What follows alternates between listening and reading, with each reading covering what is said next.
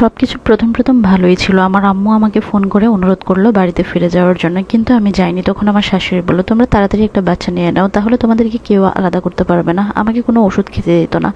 2 মাস পরে আমি কনসেপ্ট করি, আমার পেটে বাচ্চা আসে, কিন্তু তারপর থেকে আমার শ্বশুরবাড়ির নির্যাতন শুরু হয়। আমি নাকি কোনো কাজ করি না, বেশি বেশি খাই, কিন্তু বিশ্বাস করেন আমি সব কাজ করতাম, ঠিক যতটুকু পারতাম ততটুকুই করতাম। বাবার বাড়িতে আমি কোনোদিনও 1 গ্লাস পানি দিলেও খাইনি, কিন্তু সেই আমি এখানে সব কাজ করি, আমার সাধ্যমতো করি। আমার শাশুড়ি মায়ের সব থেকে প্রিয় বউ হলো তার মেজো ছেলে এবং ছেলের বউ। সেই মেয়েটা আমার থেকে দেখতে অসুন্দর ছিল, খাটো ছিল, কিন্তু আমি অনেক লম্বা ছিলাম, অনেক সুন্দরী ছিলাম। তারপরেও আমার শাশুড়ির কাছে আমার কোনো দাম ছিল না। আস্তে আস্তে কেমন যেন সব কিছু হতে লাগলো। আমার বাবার বাড়ির রাজপ্রাসাদের মতো ছিল, তারপরেও তাদের কাছে আমি অবহেলার শিকার হয়েছি। আমার হাজব্যান্ড আমাকে অত্যন্ত ভালোবাসতো, কিন্তু শ্বশুরবাড়িতে আমাকে অনেক খোঁটা শুনতে হতো শাশুড়ির, এবং আমার যেহেতু মেজো যা ছিল তার কাছেও আমাকে ছোট হতে হতো। আমি সব কিছু ধৈর্য ধরতে লাগলাম, কারণ স্বামীর ভালোবাসা আমার সাথে আছে। ঠিক এভাবেই আমাদের সময়গুলো কাটতে লাগলো। আমার ছেলে পৃথিবীতে আসলো। ছেলের বয়স যখন 6 মাস, তখন আমাদেরকে আলাদা করে দেওয়া হলো, আমাদেরকে কোনো থাকার জায়গা দেওয়া হলো না। সংসারের সমস্ত অশান্তি শেষে আমার হাজবেন্ড শুধু একটা কথাই বলতো, বিশ্বাস করো আমি তোমাকে অনেক ভালোবাসি, আমি তোমাকেও কিছু বলতে পারবো না। আর সে তো আমার মাকেও আমি কিছু বলতে পারবো না, শুধু ধৈর্য ধরে থাকো, আমি তোমাকে অনেক ভালোবাসি, এর ঊর্ধ্বে আমি তোমাকে আর কিছু বলতে পারবো না। তারপর আমরা এক রুমের একটা বাসা নিয়ে কয়েক মাস বাসা ভাড়া ছিলাম। তারপর আমার শ্বশুরবাড়ির মানুষকে আবার বুঝিয়ে আমরা বাড়িতে ফিরে আসলাম। আমরা অনুরোধ করলাম আমাদেরকে একটু থাকার জায়গা দেওয়ার জন্য, কিন্তু তারা আমাদেরকে রান্না করে থাকতে দিল। উপরে সিমেন্টের একটা চাল ছিল, আর নিচে রান্না বান্না করতো, ধোয়ার জন্য আমরা ঘুমাতে পারতাম না। বৃষ্টির দিনে অনেক বৃষ্টি পড়তো, ভিজে যেত সমস্ত কিছু। গরমের দিনে প্রচন্ড গরম থাকতো। এভাবে কিছু মাস থাকার পর আমার হাজবেন্ড বলল আমার শাশুড়িকে, আমার বাগের অংশের জায়গা আমাকে বুঝিয়ে দেন, আমি জায়গা বিক্রি করে একটা ঘর দিব, তারপর সেখানে আমি আমার বউ বাচ্চা নিয়ে থাকবো। কিন্তু আমার শাশুড়ি আমাদেরকে বাগানের ভিতরে থাকতে দিল, সেখানে একটা জায়গা দিল, সেখানে কোনো মানুষ ছিল না, চারদিকে শুধু জঙ্গল আর জঙ্গল ছিল। সেখানে আমার হাজবেন্ড একটা টিনের ঘর দিল, আমরা সেখানে একা থাকতে শুরু করলাম।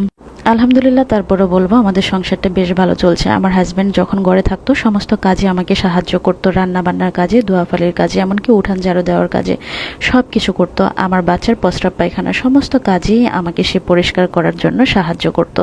সব কিছু মিলিয়ে আমাদের সংসারটা ভালো চলছে। তার কিছুদিন পর হঠাৎই আমি অসুস্থ হয়ে গেলাম। অসুস্থতার কারণ জানার জন্য ডাক্তারের কাছে গেলাম। ডাক্তার বলল আমি আবার কনসেপ্ট করেছি। এবার দুজনেরই মন খারাপ হলো, কারণ আমাদের অভাবের সংসার, আমরা একটা বাচ্চা নিয়েই খুব কষ্টে চলছে। এদিকে আমিও খুব বেশি অসুস্থ হয়ে গিয়েছি, আমার হাজবেন্ড এবং আমি সিদ্ধান্ত নিলাম বাচ্চাটা আমরা আর রাখবো না। কিন্তু ডাক্তার আমাদের উপরে খুব রেগে গেলেন এবং বললেন যে আল্লাহর উপরে ভরসা করে বাচ্চাটা নষ্ট করবেন না, রেখে দেন। তাই করলাম। আমিও হাজবেন্ডকে বোঝালাম যে ঠিক আছে, আল্লাহ ভরসা, বাচ্চাটা নষ্ট করব না।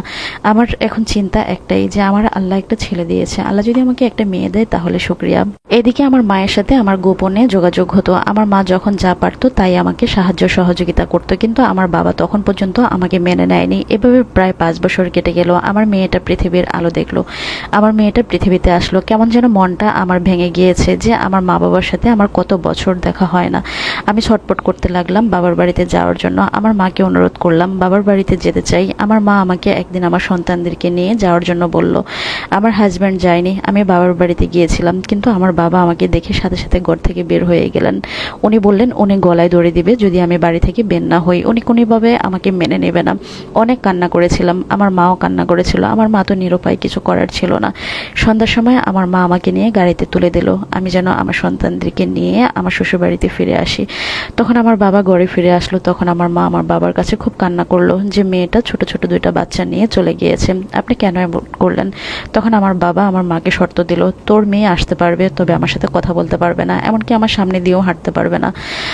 তখন আমার মা আবার আমাকে মাঝ রাস্তা থেকে ফিরিয়ে নিল। আমি আবার আমার বাবার বাড়িতে ফিরে গেলাম। আমার হাজবেন্ড খুব খুশি হয়েছে। আজকে এত বছর আমি বাবার বাড়িতে যেতে পারিনি, সে যায়নি, কিন্তু আমি যে যেতে পেরেছি সেটার জন্য সে অনেক খুশি ছিল।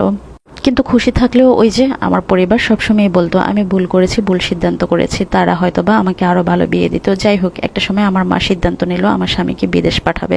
আমার বাবার অনেক টাকা পয়সা থাকা সত্ত্বেও আমার বাবা 10টা টাকা দিয়েও আমার হাজব্যান্ডকে সাহায্য সহযোগিতা করেনি।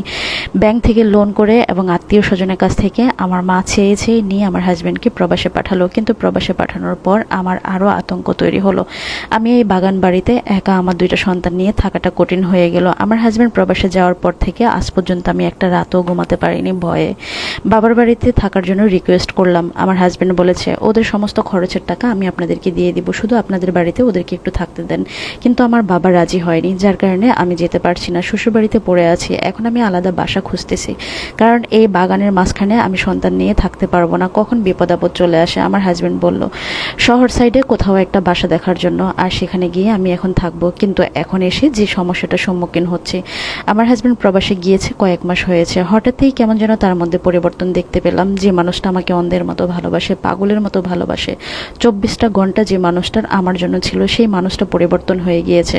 কেমন যেন আমাকে ফোন করতে চায় না, আমার সাথে ফোনে কথা বললেই ঝগড়া হয়, ঝামেলা হয়, কাজের অজুহাত দেখায়। আমি খুব আতঙ্কে আছি, আমার হাজব্যান্ড বদলে গিয়েছে না তো জানি না, আল্লাহ ভালো জানে। তবে আমি তাকে খুব ভালোবাসি, মাঝে মাঝে তার অবহেলায় ইচ্ছা হয় নিজেকে শেষ করে দেই। পরিবার আমাকে খুব কষ্ট দেয়, আমার মা বাবা এখনও আমাকে খুব মন্দ কথা বলে।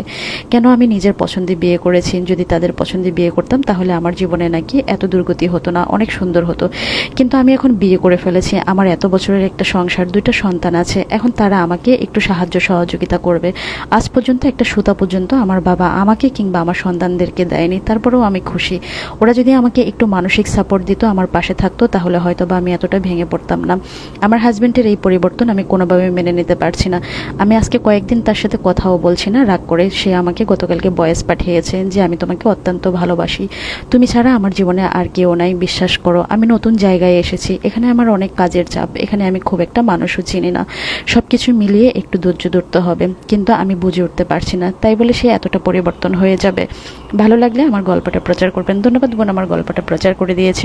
গত পর্বে এই গল্পের অর্ধেক অংশ আমি প্রচার করেছি, আজকে বাকি অংশ প্রচার করেছি। একটা মানুষ প্রবাসে গেলে 2-4 বছর সময় লেগে যায় তার সেখানকার পরিস্থিতি বোঝার জন্য, চাকরির জায়গা বোঝার জন্য, রাস্তাঘাট চেনার জন্য, বাসা চেনার জন্য, কারণ তার কাছে সব কিছুই অপরিচিত। আপনি যে সন্দেহটা করেছেন সেই সন্দেহটা আমার মতো হয়তো বা ভুল সন্দেহ। একটা মানুষ শুধু প্রেমে পড়লে বা পরকীয়া করলেই পরিবর্তন হয় না, আপনাকে মানতে হবে সে দেশ ছেড়ে বিদেশে গিয়েছে, সেখানে পরিস্থিতি তার কন্ট্রোলে নাও থাকতে পারে, তাই না?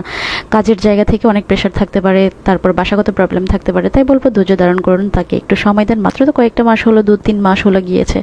একটা মানুষ কিন্তু সেটেল হতে প্রবাসে অনেক সময় লেগে যায়। ধৈর্য ধারণ করে থাকুন। আর হাজব্যান্ড যেহেতু বলেছে আলাদা বাসা নিয়ে থাকার জন্য, তাহলে সেখানে চলে যান। গ্রামে ছোট ছোট 2টা বাচ্চা নিয়ে বাগান বাড়িতে থাকাটা খুব কঠিন। আপনার পরিবার যেহেতু এখনও চায় যে আপনার হাজব্যান্ডের কাছ থেকে আপনি চলে যান বা ওরা আপনার লাইফ সেটেল করে দেবে, এই কথা কখনো শুনবেন না। আপনার 2টা বাচ্চা হয়ে গেছে, তারা যদি আপনার জন্য কিছু করার মন মানসিকতাই থাকতো, যেহেতু তারা অনেক প্রতিষ্ঠিত, অনেক আপনি বললেন রাজপ্রাসাদের মতো বাড়ি আছে, বাবার অনেক অর্থ সম্পদ আছে, তাহলে তারা চাইলেই আপনাকে কিন্তু হেল্প করতে পারে।